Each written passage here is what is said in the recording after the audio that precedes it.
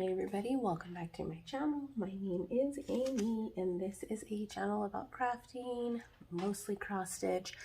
I hope you guys can hear me.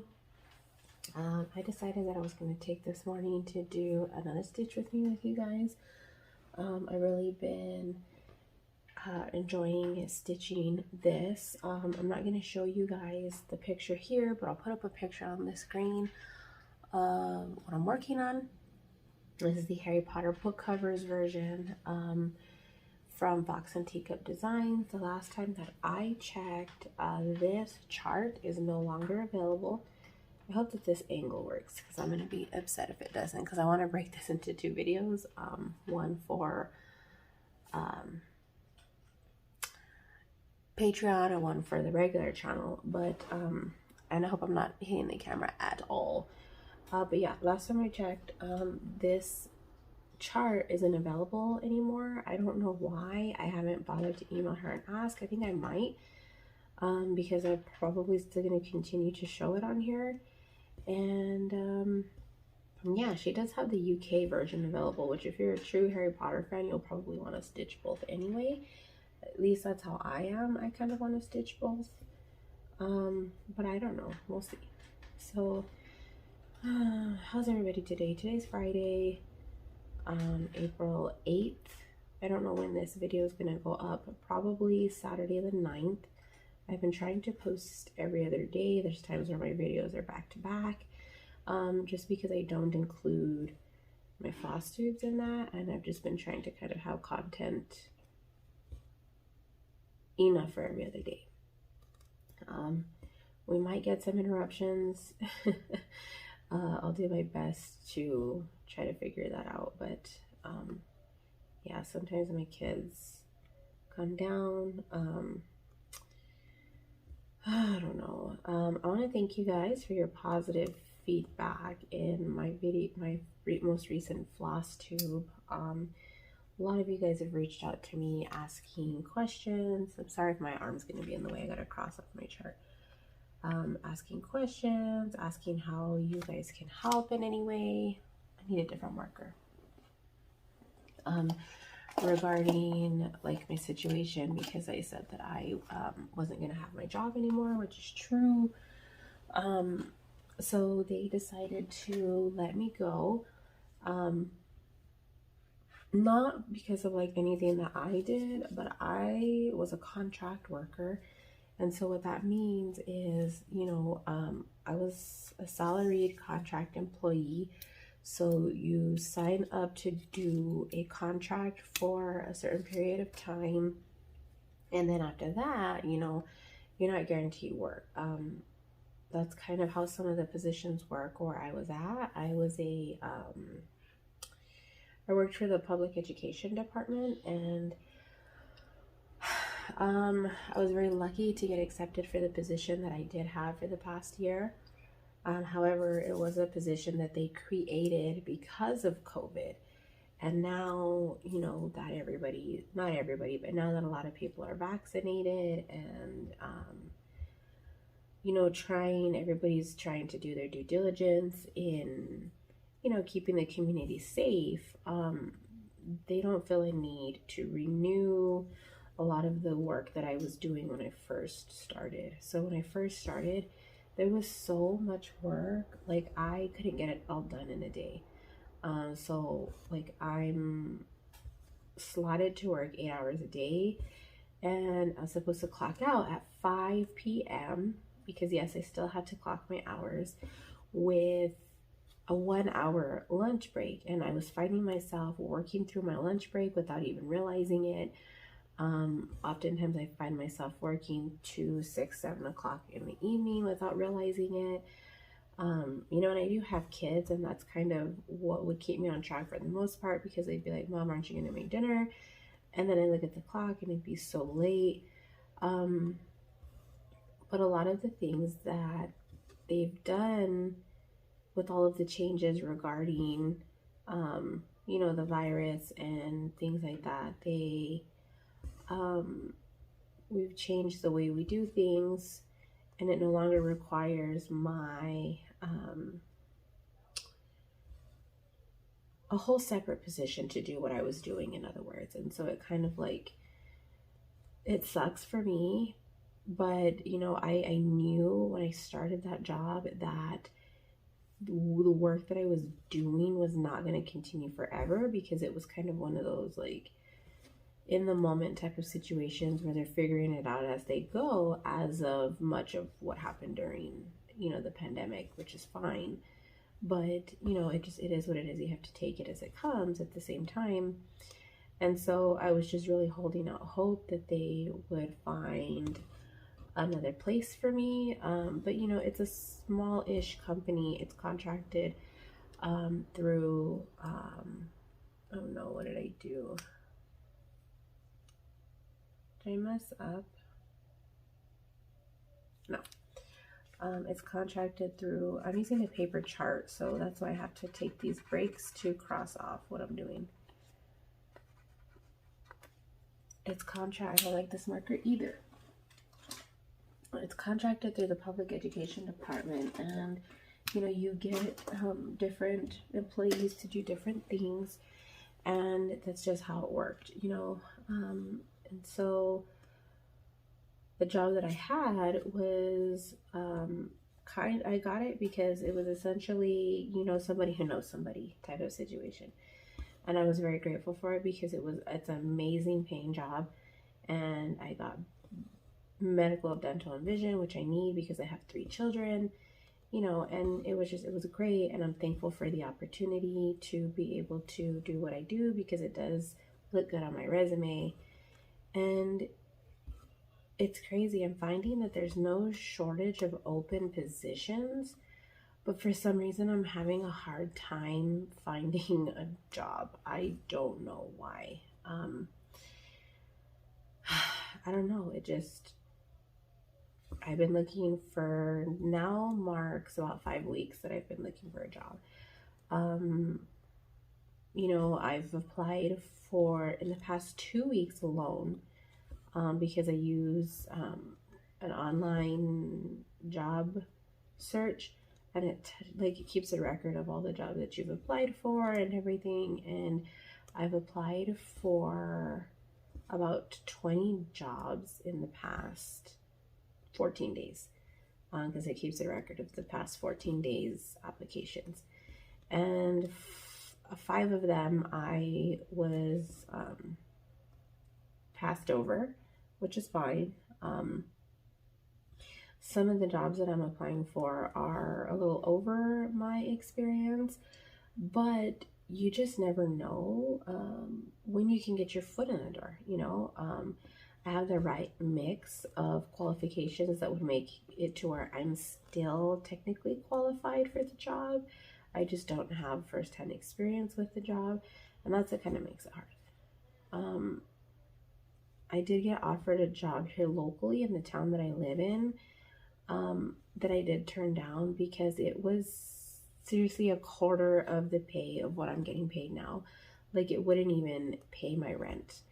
And I currently work from home, and so to take a job such as that is gonna pay me a third, not even 2/3 less of what I'm getting paid now, and to not be able to work from home, that's like a slap in the face for me, to be completely honest. And it might sound like I'm being picky, but I'm totally not. It's just, I'm a single parent.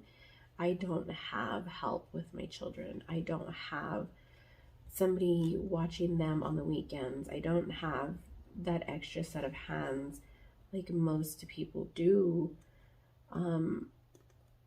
You know, I live in this town by myself. This is the town that I lived in when I was married to my husband, and I came back to this town because I have no family here. So when my husband and I split up, I went back home to my hometown, and I stayed with relatives until I got my job and was able to pay for my own place. And it was amazing. You know, I was able to do it, everything, move over here. Of course, I had some help, you know, getting all of that done, but I've been able to live on my own for almost a year now, and it's been great. But I just, knowing that I'm the sole provider for my children, it's like I can't go and work minimum wage and work outside the home and still be able to take care of my kids. Like, that's one of the things that COVID has kind of given us the opportunity to do, is it's enabled a lot of positions to kind of be remote, which is amazing, and there's no shortage of remote positions, and so that's the good thing. It makes it very difficult to transition to, suddenly have to work outside the home and then have to be like, well, who's going to pick my kids up from school?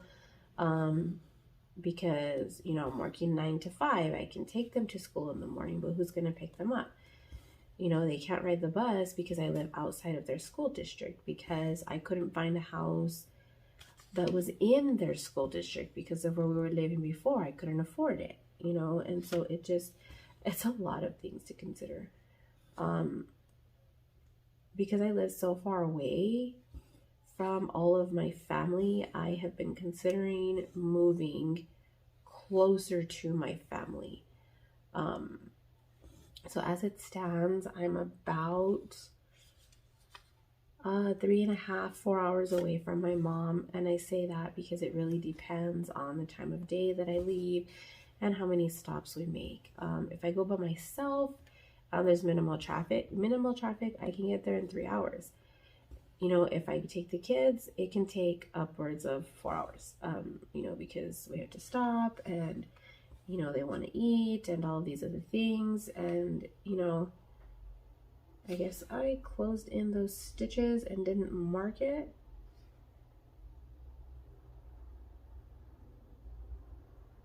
I think I messed up already, guys. Hold on. Oh no, I didn't. I'm looking at the wrong spot of the thing, and so I went too far without marking my progress. And then 4, 2, and then 2, 4, 6,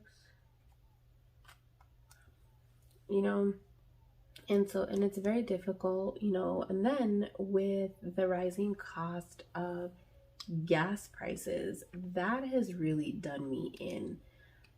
With how high gas is right now, I am just like in shock. The last time that I went out of town, I spent like $100 more, I think more than that, honestly, in gas. And that's difficult because, being a single parent, I don't have a lot of disposable income. And when I moved into this apartment, well, it's a townhouse. When I moved into here, I had to start a lot of stuff over again. I didn't have a lot of furniture. I had help, like my aunt gave me her old couches and she bought herself new couches. They gave me one bed, but I have 3 kids and myself. So I still had to buy all new bedding. I had to purchase a new bed for myself. I had to purchase bedroom furniture for myself. I had to purchase a dining table because my table didn't fit in here. And then all of the little things, like we had no shelving, we had no dressers for anybody. And granted, I did have some help from family, but, I essentially had to start over, and that was really hard. Starting over like that, and it takes a lot of money. Like, it doesn't sound like it would take all that much money, but it really does, in the grand scheme of things, to kind of build all that up again. And it took a huge dent out of my savings, so that once Christmas time came, I pretty much spent the last of my savings on Christmas. And, after that, I didn't have any more savings after that. And it made it very difficult you know, to kind of navigate finances after that. You know, they tell you, you know, you need to build a cushion and you need to do this and you need to do that so that you have stuff for a rainy day. You should have 3 to 6 months worth of savings. And I guess ideally I would have that if I had help in raising my children. You know, but I don't. I do get, so let me correct that, because I do get help from my son's dad. But you know, it's only to an extent. You know, we do share a child together, and he does make sure that, you know, that child doesn't go starving or anything like that. But still, it's still only to an extent, you know. And knowing that I have these other children, it's kind of, you know, different in that aspect that, like, okay, like, I'm gonna have you a little bit, but I'm not gonna like fully support you, which isn't expected anyway. But you know, to say the least, I hope you guys can still see. I'm trying to figure out what color to go to next. That's what I like about the paper patterns. I feel like I can see more of the chart and where I kind of want to go. And I've been stitching from the top up, which is great, but yeah, I think I'm just gonna still keep coming down here. So yeah, it's just been hard. Like, you know, YouTube, I don't know how people do it where they quit their jobs and become full-time content creators. You know, my channel is still growing, but it's not growing in a way that I'm gonna get paid. So I can't rely on that, like, in the least. You know, I can't say like, yeah, well, you know, we're making enough money on YouTube to kind of hold us over a little bit, because I'm not. You know, YouTube has a threshold every month when they pay out their creators, and if you're not at that threshold, then you don't get paid. So even though you're technically, your channel is still generating revenue, it's not generating enough to actually get paid from them, which is, I don't know, it's kind of silly. But it is what it is. I mean, I get it, like, probably because there's fees associated with paying those amounts out that they're trying to minimize it, I guess. But, you know, it's still whatever. You know, I just hope that you guys enjoy my content enough that you keep watching. I had somebody send me an email asking how they could help in any way, and honestly, just watching my channel would help me. And, you know, maybe sharing a video or, you know, telling somebody to come watch me, that helps a lot. You know, I understand that. You know, everybody, not everybody, but, you know, a lot of people are going through hard times right now, and I can't expect everybody to sign up for Patreon, stuff like that. But if you want to know more about Patreon, I talked about it in my Flosstube yesterday, which, it's my most recent Flosstube. I think it's 42, if I'm not mistaken. By the time this video goes up, it's not going to be yesterday anymore, but it should be the video right before this one. So, you know, it is what it is. I'm really frustrated with it. I'm stressed out about it because I was hoping, man, I hate when the loop doesn't, I was hoping that I would have, you know, more savings built up at this point and money to be able to move.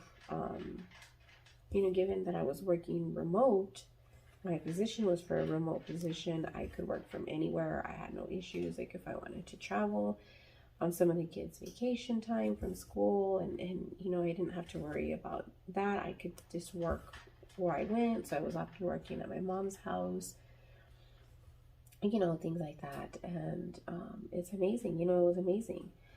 So I'd like to still be able to keep that ability. I'm having a hard time with it. I really want to be closer to my mom. And that I'm looking at moving to a town that's about an hour, maybe an hour and 20 minutes away from her. And so the problem is, you know, now that I might not have any income, it's like, how am I going to make this happen if I don't have any income? Like, I can't afford rent over there because, well, it's like the same as this town, except that I got into this townhouse before the prices went up, and I got in at a very comfortable rate. now it's like everything's going for, you know, I don't know, 20% more than it was back then. And so it's like, I can't afford 20% more than what I pay now. Like, I'm pretty already tapped out on what I can pay in rent, and finding something cheaper is impossible. I've been considering moving out of this place early and trying to save up money during the summer so that I could find a place by the time school starts, to get my kids in school and be comfortable, you know, and staying with my mom until then. The problem though is that I'm looking at it also from a work standpoint. If I get a job, my mom doesn't have internet that can handle anything. I wouldn't be able to create any content because my mom's internet connection is terrible. It doesn't have the bandwidth for it. It's not high speed because she lives in the mountains and they don't have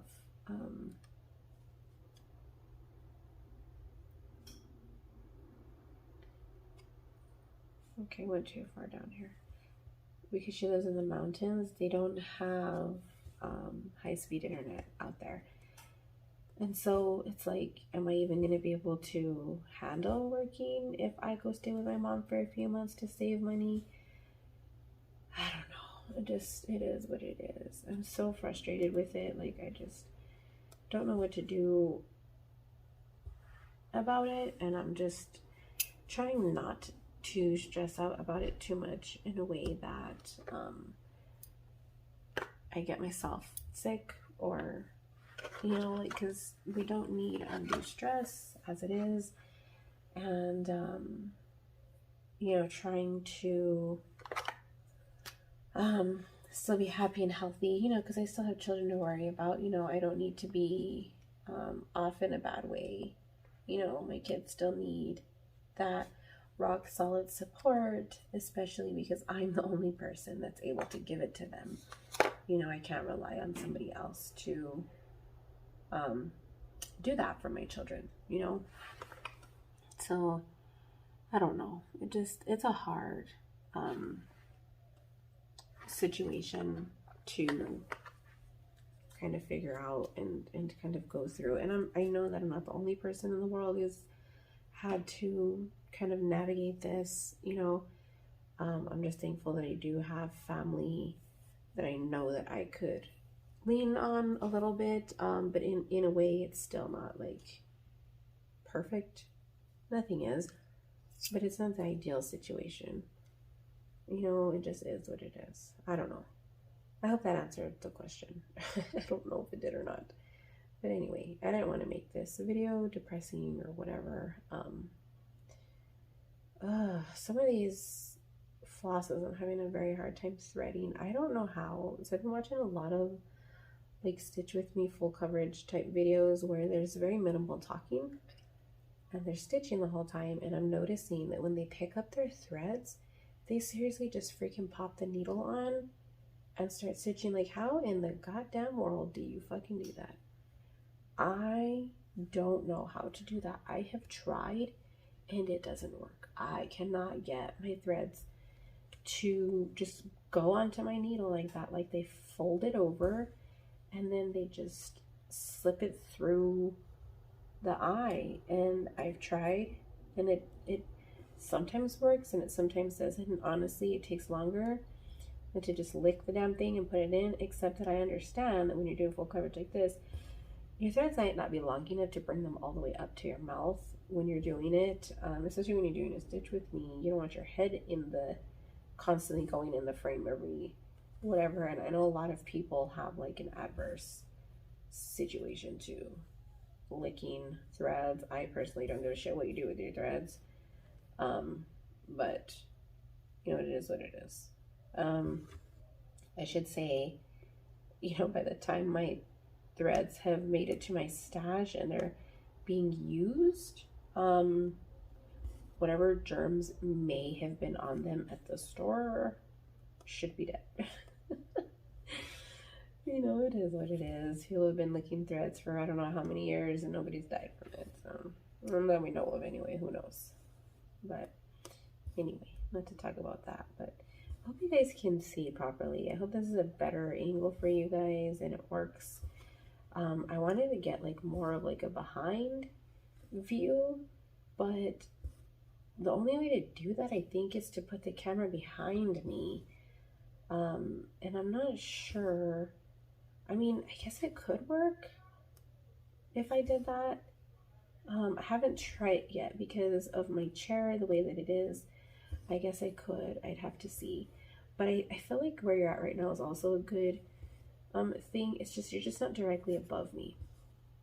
I was looking into getting an arm to really get the overhead view, but all the ones that I could find on Amazon, they only open like a certain width, and the base right here, this, I don't know if you can see this metal thing on the Lowry where your project slips inside, it's thicker than the opening of those arms, and I don't think that it will. There's a red thread that came up through here, and I don't think that it will accommodate it because it's wider, and I don't want to spend the money on it if I have that much reservations about it working the way that I need it to. So I'm not going to purchase it, and I don't think that it would fit on the arm of the Lowry because it's round, and I don't think it will fit in there properly either. And so that's kind of why I'm like I don't know what to do with it, you know. So that's why I feel like I can't get the overview. Poked myself. Of my stitching the way that I want to anyway. And I don't know how, from what I've seen, a lot of people who do it use a webcam. And it's easier to get an arm for a webcam because you're sitting at a desk and the arm will attach easily to a tabletop. Except that I don't stitch at my desk and I don't plan on stitching at my desk. I guess I could for the sake of Stitch With Me's. Wouldn't be the worst thing, but I'd still use my device to record and not, oh no, I always do that. Throw my needle and then it doesn't catch. Not a webcam, because I loathe editing on the computer. I spend a lot of time on the computer as it is, and I don't want to spend more time editing on the computer. I've also been contemplating giving my daughter my laptop, but I go to school, and with how often we travel, I'm worried that if I give it to her,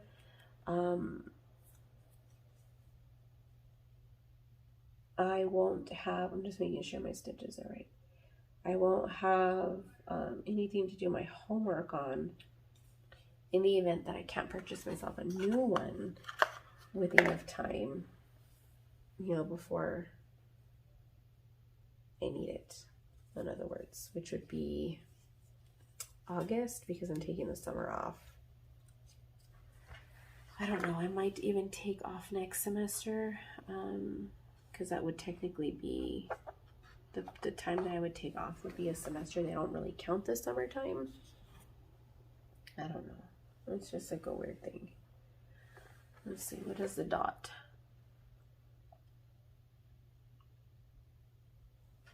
I'm drinking coffee. I wish the key was bigger. I don't think you guys can see it, but.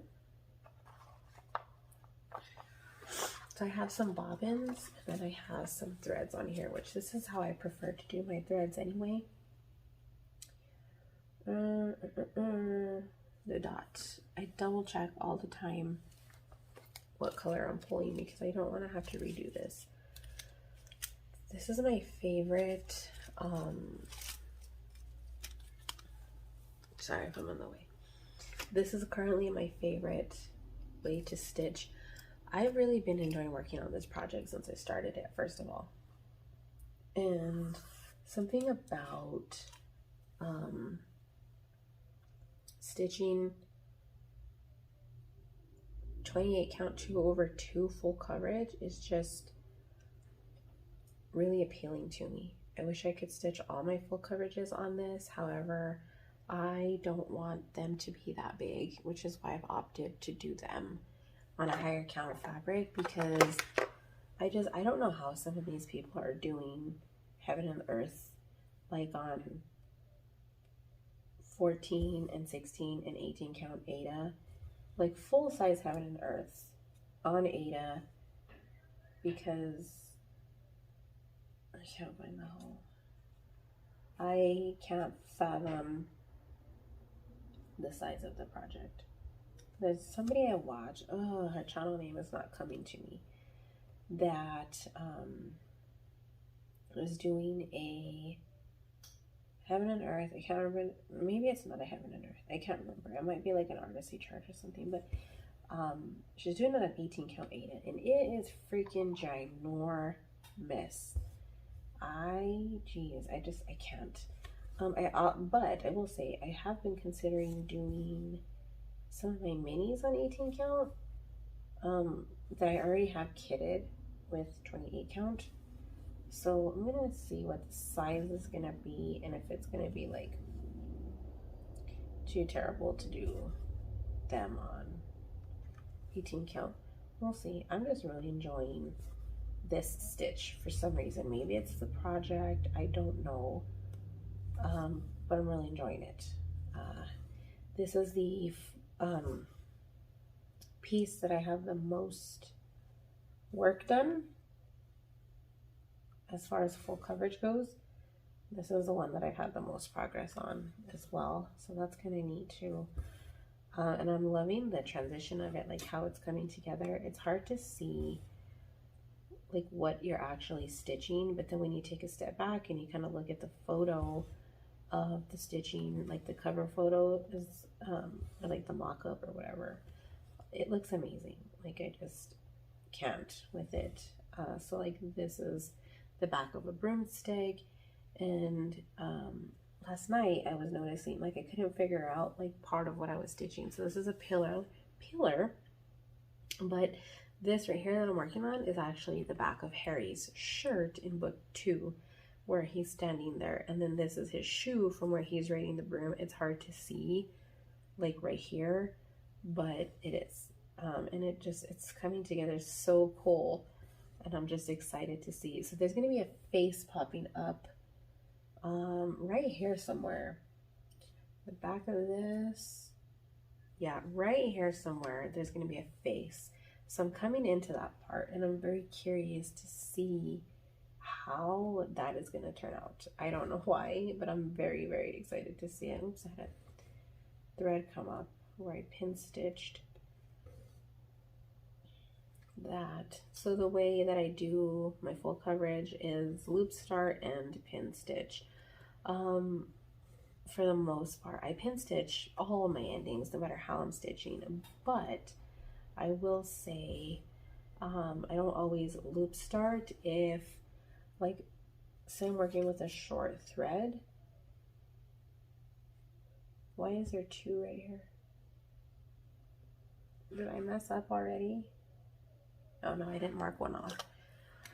If I'm working with a short thread, I don't always pin stitch, especially with full coverage. I mean, loop start, especially with full coverage, because you can get away with not having to loop start. So I just leave a tail in the back, and then my stitches next to it weave in the tail and lock it into place, and I've pretty much been able to just feel where it's at without having to like look at it, or let me mark these off before I do that again.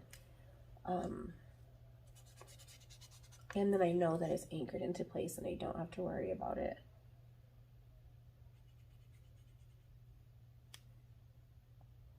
I hope I'm not moving too much. I missed a stitch right there and it confused me. because I didn't mark it off in my patterns. I just want to make sure that I don't make a mistake. Because I did that over here in the pink, I had to unpick all of this pink down here and redo it. For some reason, everything above the pink, well, the pink up here was good. All of this was correct, and everything below the pink was correct, but the pink wasn't correct. It was so weird. So I had to redo that, but I finally took care of it. I talked about that a little bit in my Flosstube yesterday. Okay, so I am right here. There's one space left. Should be 3, 1. Okay. So I have gotten back into reading as well. I have a ton of books that I need to read. And I went through a period of time where I was kind of like collecting the books and not reading them because I wanted like whole entire series. So like I have the whole Vampire Hunter series. I have the whole, I think I might be missing like 1 or 2.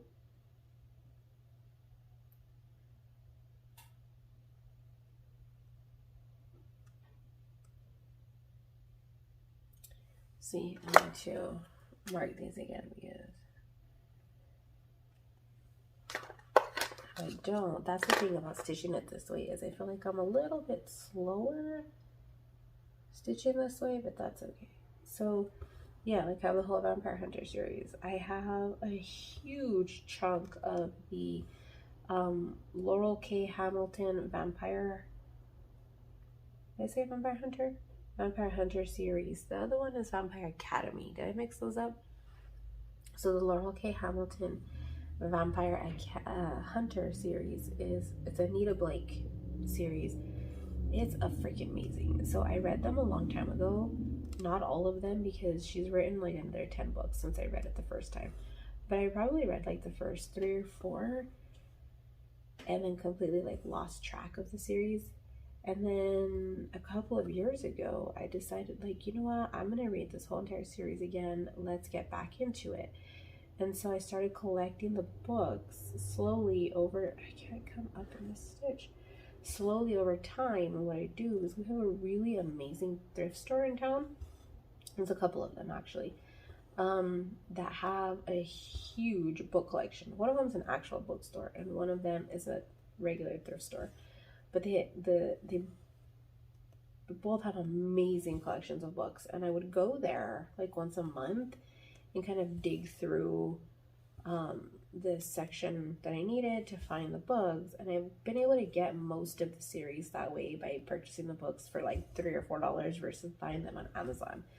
There's also a couple of good used websites online where you can get books for cheap too. Sometimes they're not as cheap as you'd like them to be, and it's better to just wait or find it locally, or even just buy it brand new. Sometimes it's not a good price, but that's how I was able to get most of it. And I've gotten most of the collection that way. I think I'm missing, I know I'm missing a couple of the newer ones, which I'm not worried about yet, because there's honestly like 20 books in the collection, maybe more. And so I'm not really worried about the newer ones right now, but I know I think I'm missing like book 4 or 5 I'm missing, and I need to find that. And I've started reading the first one. Trying to figure out where I'm at.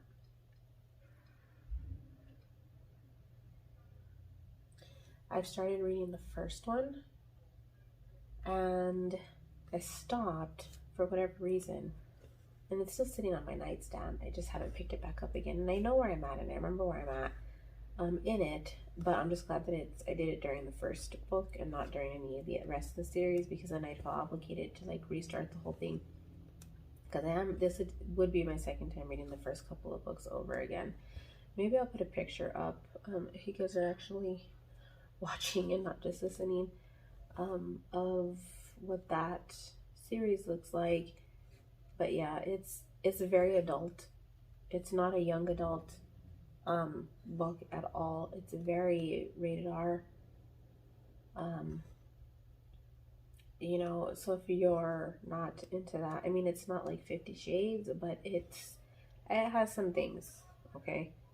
It's kind of like True Blood. That's the closest adaptation of it that I would say is it's not necessarily for children, but it's not like completely rated R either.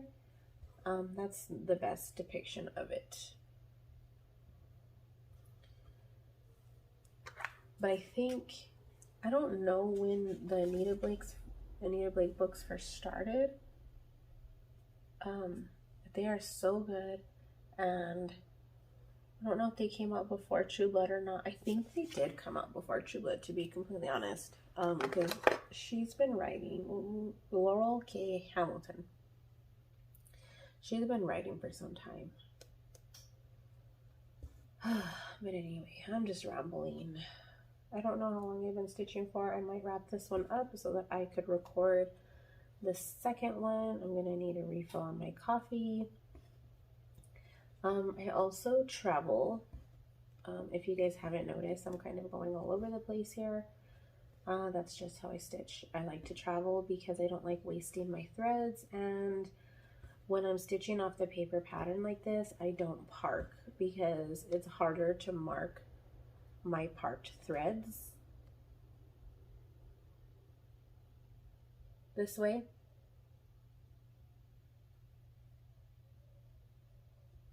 One, two. It's harder to mark my parked threads, and so I don't park. I usually, see how I've been able to pretty much finish this thread for the most part.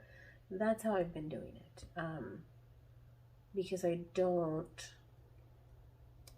want to create a confusing situation for me on my paper chart to where I end up getting so confused that I don't know what's going on. Because I've tried parking on a paper chart and it just didn't work out. I ended up importing the pattern into Pattern Keeper and doing it that way because it was too confusing for me to do it the way that I was doing it. So, you know, this chart has like, okay, so this little cluster right here, all of this is the same color except for this top stitch, and that top stitch is the only stitch of that color until way over here, like under my needle minder right here, this block over here, because this is the end of the block, this 10 by 10 that I'm working here over here.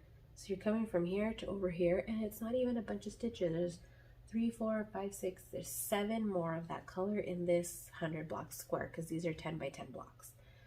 It's a weird, I was kind of feeling that way when I was doing the letters too. I'll put a picture here of my progress on it because I showed it on my Flosstube the other day, but in case you guys didn't see that, it looks, I was so worried about the transition of the letters. Let me pick another color. I was so worried about the transition of the letters that I was seriously contemplating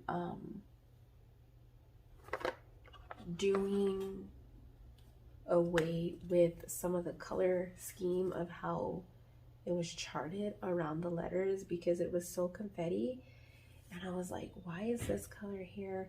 Why is there 3 stitches of pink right here when the letter's green?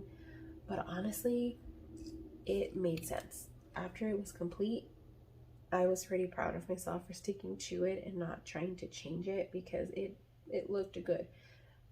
I'm pretty sure this is just a computer generated chart, but it still came out very nice.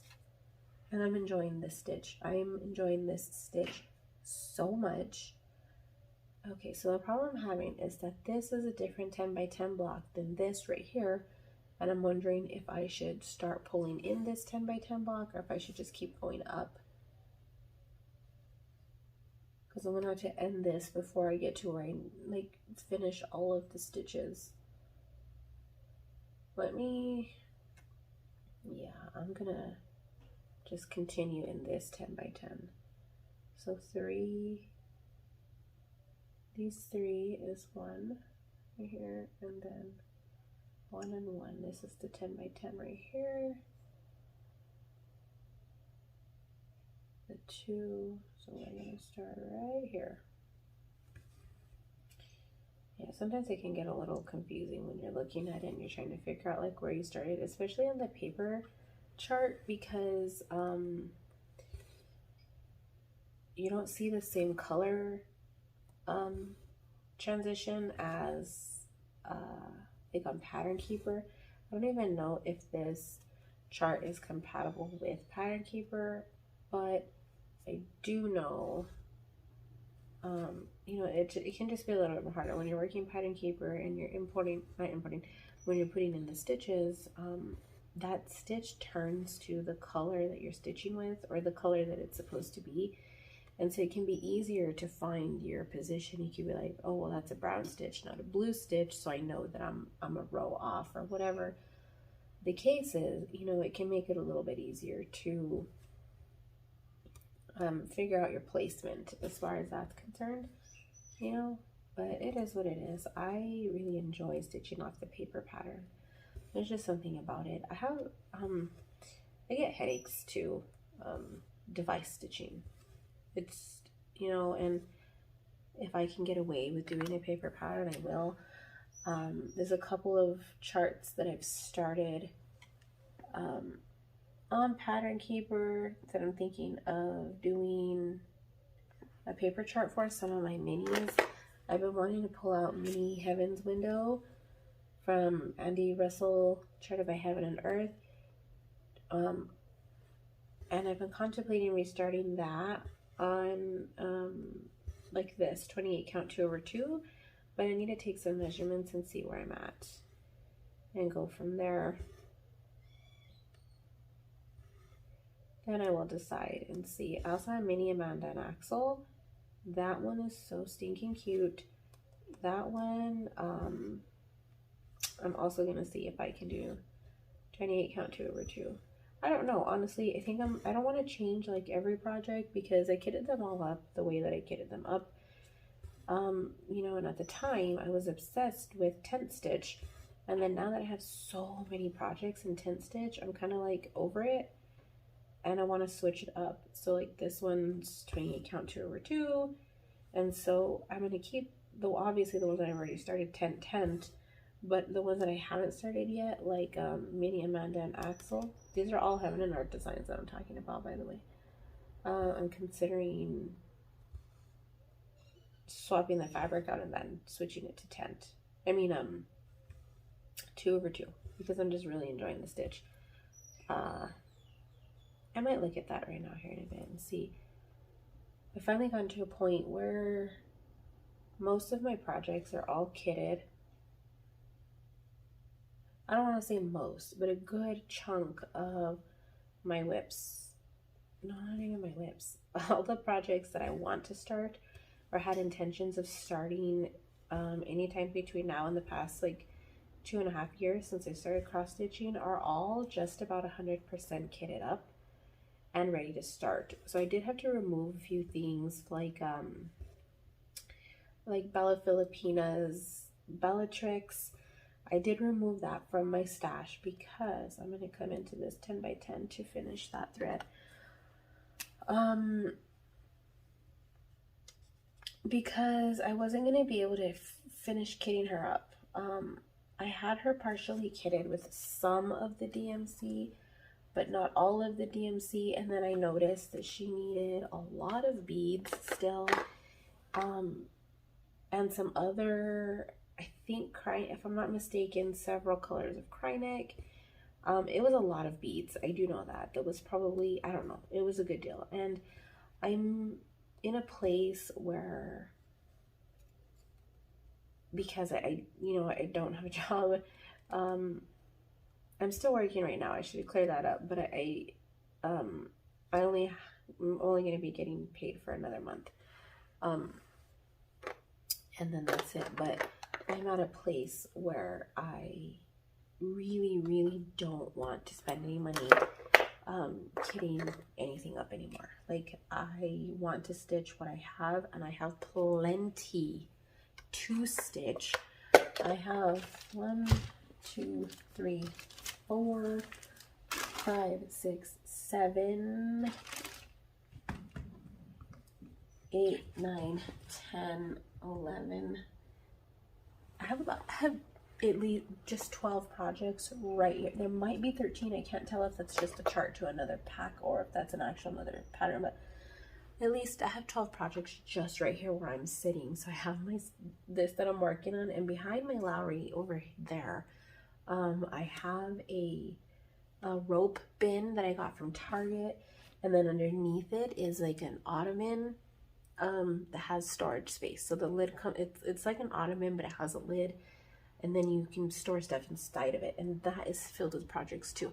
And these are all projects that I pull for more often than not, and I do swap them out, especially the stuff in my top bin. I swap it out every couple of days. I'm moving things around. Well, I try to keep it like since I've been filming again, I've been trying to keep it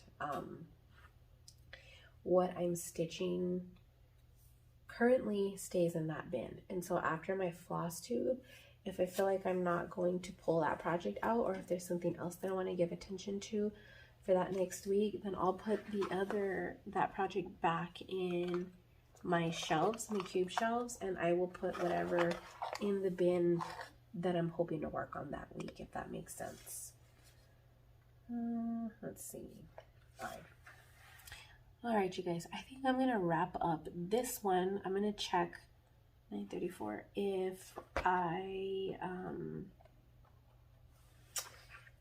if the angle's right. And if it is, I'm gonna move into filming the second one for my Patreon. And if you guys want to see more of this chart, you'll have to go sign up over there to see it. And as usual, it is a completely different conversational topic in that video, as well as different stitching. I'm trying my hardest to make the content much more diverse than what is on here, so that it's not repetitive. So yeah, there you guys go. Thank you guys for joining me. I hope I made enough progress that you could actually see it on camera, and I'll chat with you guys next time.